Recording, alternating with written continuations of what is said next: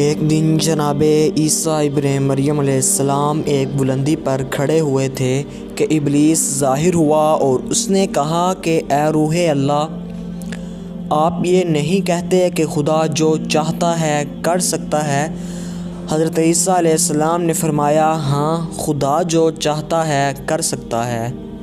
شیطان نے کہا، اگر آپ اس بلندی سے نیچے گر جائیں تو خدا آپ کو بچا سکتا ہے؟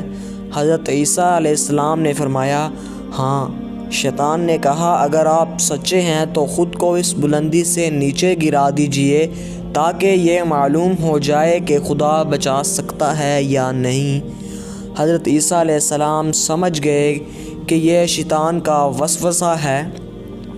اس پر حضور علیہ السلام نے فرمایا، یہ مناسب نہیں ہے کہ بندہ خدا کا امتحان لے، بلکہ حق تو یہ ہے کہ خدا بندے کی آزمائش کرے، اور یہ بات بالکل غلط ہے جو تو کہہ رہا ہے۔ میں اپنے خدا کو صرف تیرے لیے یہ ثابت کرنے کے لیے خدا کر سکتا ہے یا نہیں اس بلندی سے کود جاؤں، لیکن اسی خدا نے جس نے مجھے پیدا کیا ہے، اس نے آدمی کو اس کام سے روکا ہے۔